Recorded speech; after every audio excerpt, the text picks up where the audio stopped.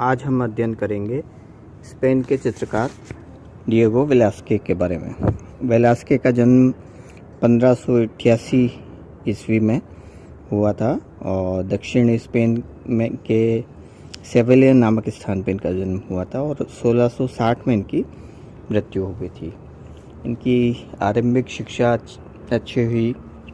Latin दर्शन और विज्ञान के अध्ययन के साथ इन्होंने लगभग 15 वर्ष की आयु में उनका झुकाव चित्रकला की तरफ बढ़ गया और इन्होंने चित्रकला की भी शिक्षा प्राप्त की और अपना एक स्टूडियो, अपनी एक चित्रशाला स्थापित कर ली और स्वतंत्र रूप से एक व्यावसायिक चित्रकार के रूप में कार्य करने लगे। और 18 वर्ष की आयु में इनके जो गुरु थे उनकी पुत्री से इन्होंने विवाह कर लिया। इनके गुरु ने भी इनकी सब तरह से आगे बढ़ने में सहायता की। इन अपवित्र विषयों के चित्रण से इनका ध्यान, इनकी तरफ लोगों का ध्यान बहुत जल्दी आकर्षित कर लिया। अपवित्र विषयों से मतलब कि जो समय प्रचलित विषय होते थे राजा महाराजा या देवी देवताओं के होते थे और इन्होंने निम्न वर्ग के लोगों में से अपने विषयों का चयन किया करते थे चित्रांकन हेतु। तो इस दृष्टिकोण से ये नज़रों में आ गए और 20 वर्ष की आयु में उन्होंने सेविले के कहारों का एक चित्र बनाया था जो कि यथार्थवादी शैली में था और काफ़ी इससे प्रसिद्धि प्राप्त हुई। 22 वर्ष की आयु में वे पर्याप्त व्यंजनापूर्ण चित्र आकृतियाँ बनाने लगे और 1621 में मैड्रिड के युवा सम्राट का एक चित्र बनाने का इनको अवसर प्राप्त हुआ और इससे ये सम्राट बहुत प्रभावित हुए और वेलास्के को दरबारी चित्रकार के रूप में नियुक्त कर दिया गया। उस समय इनकी आयु मात्र 24 वर्ष थी और सम्राट से उनकी मित्रता हो गई। वे प्रतिदिन इनकी चित्रशाला में आने जाने लगे और 1628 में रूबेंस मैड्रिड आए तो वहाँ 9 महीने तक वेलास्के के निरंतर संपर्क में रूबेंस रहे और उन्होंने भी वेलास्के की कला की प्रशंसा की और इटली जाकर प्राचीन आचार्यों की रंग योजनाओं के अध्ययन का परामर्श किया। Leonardo da Vinci, Michelangelo, Raphael, Tintoretto ऐसे महान चित्रकारों के कला के अध्ययन की इन्होंने सिफारिश की और 1629 में वे इटली में जाकर वेरोनीज, टिंटोरेतो और टिशिया की महान कलाकृतियों के अध्ययन और दर्शन किया। रोम में प्राचीन जो मूर्तियाँ होती थी, प्रतिमाएँ होती थी, उनकी अनुकृतियाँ बनाई। सिस्टाइन चैपल में उन्होंने माइकल एंजेलो के रेखांकन को देखा और उससे काफ़ी प्रभावित हुए उनके रेखांकन शैली से और उनकी रेखांकन में जो एक बल था, एक जो फोर्स था, उससे काफ़ी प्रभावित हुए, लय थी जो।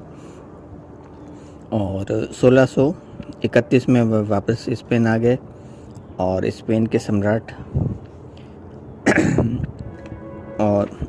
सम्राट फिलिप चतुर्थ तथा राज परिवार के अन्य सदस्यों के इन्होंने चित्र अंकित किए।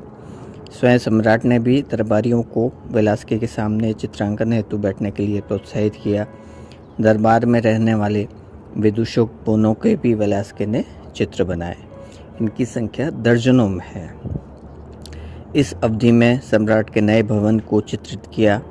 ब्रेडा का समर्पण, द सरेंडर ऑफ ब्रेडा विषयक चित्र इस भवन में ही अंकित महत्वपूर्ण कृति है जिसमें ब्रेडा नामक नगर पर स्पेन के अधिकार की घटना का चित्रण है। इस चित्र में स्पेनिश कमांडर को पराजित जस्टिन द्वारा नगर की कुंजी भेंट करते हुए बड़े प्रभावशाली ढंग से दिखाया गया है। स्पेनिश कमांडर में अहंकार के बजाय सहानुभूति के भाव हैं किंतु पराजित शासक में हार के सभी लक्षण उपस्थित हैं, फिर भी उसमें स्वाभिमान का भाव शेष है। तो भाव प्रधान की दृष्टि से ये चित्र बहुत महत्वपूर्ण है और यथार्थवादी शैली में चित्रण किया गया है जिसकी बहुत प्रशंसा हुई। और 1648 में सम्राट फिलिप ने उन्हें वापस इटली भेजने की व्यवस्था की जिससे वह प्राचीन प्रतिमाओं की सांचे में ढली अनुकृतियाँ प्राप्त कर सकें और प्राचीन कलाचार्यों के चित्र खरीद सकें, किंतु वहाँ उनके मूल्य बहुत अधिक थे, तो इस कारण केवल वह 5 ही चित्र वहाँ से खरीद कर ला पाए। अगले वर्ष इटली के पोप का उन्होंने चित्र बनाया, जिससे उनको बहुत ख्याति मिली, यश मिला और संत ल्यूक अकादमी का उन्हें सदस्य चुन लिया गया। एक शताब्दी पश्चात अंग्रेज चित्रकार सर जोशुआ रेनॉल्ड्स ने भी इसे रोम का सबसे सुंदर चित्र बताया गया है और वेलास्के ने इसमें शारीरिक दृढ़ता और कला कुशलता का अच्छा प्रदर्शन किया गया। जो कैरेक्टर है पोप का उसको बड़े सफलतापूर्वक इन्होंने अपने चित्र में दिखाया है। पोप की आयु 76 वर्ष थी और उनका जो जीवन कठोर तपस्या से जुड़ा हुआ था, वह सभी गुण उन्हें उनके चित्र में हमें दिखाई देते हैं। 1651 में वेलास्के मैड्रिड लौट आए और तब काफ़ी थक गए थे, तो राजभवन का उनको प्रबंधक बनाया गया। इस वजह से चित्रांकन है तो बहुत कम समय निकाल पाते थे और फिर भी उन्होंने राज परिवार के कुछ चित्र बनाए। मेड्स ऑफ ऑनर शीर्षक चित्र में राज परिवार के सदस्यों के साथ वह चित्रित हैं। इसमें इनके बाल जो हैं बिखरे हुए बनाए हैं, घनी मूछें हैं और गंभीर नेत्र दिखाई दे रहे हैं। तो राज परिवार के साथ स्वयं को भी चित्रित किया है। चित्र में एक पालतू कुत्ता भी अंकित है, पीछे एक दर्पण है जिसमें राजा रानी और क्या प्रतिबिंब दिखाई दे रहा है और एक खुला हुआ द्वार है जिस पर टंगा पर्दा खींचा जा रहा है। कलाकार ने इसमें वेलास्के ने कई दृश्यों को एक साथ संयोजित कर इस चित्र को और भी महत्वपूर्ण बना दिया है। तो संयोजन की दृष्टि से ये बहुत अच्छा चित्र है और इस चित्र से प्रसन्न होकर सम्राट ने अपने स्वयं के हाथों से वेलास्के के वक्ष पर क्रॉस चित्रित कर उनको सम्मानित किया था। वेलास्के ने स्पेन के छोटे से एक मात्र राजकुमार का अश्वारोही चित्र भी अंकित किया, जिसमें मुखमंडल पर एकाकीपन, कठोरता और वेशभूषा में शान शौकत पूर्ण दिखावा है। 1660 में वे राजकीय कार्यों में बहुत अधिक व्यस्त रहने के कारण बीमार हो गए और उनकी मृत्यु हो गई। और स्पेन के वे बहुत सम्मानित कलाकार थे, किंतु पेरोनिस के पार शायद बहुत कम लोग उनको उस समय जानते थे।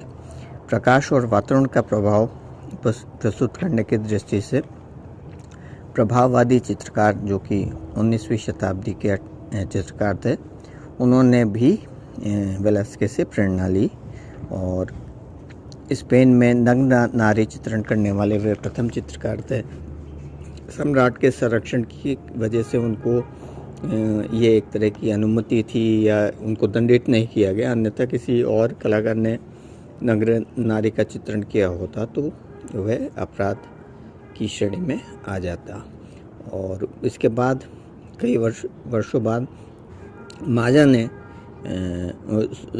गोया ने माजा के न्यूड या नग्न चित्र बनाए और जिसमें वेलास्के ने तो खाली नारी को के पृष्ठभाग को ही नग्न चित्रित किया था और गोया ने सामने से अंकित किया। तो इस प्रकार से आज हमने अध्ययन किया वेलास्के के बारे में।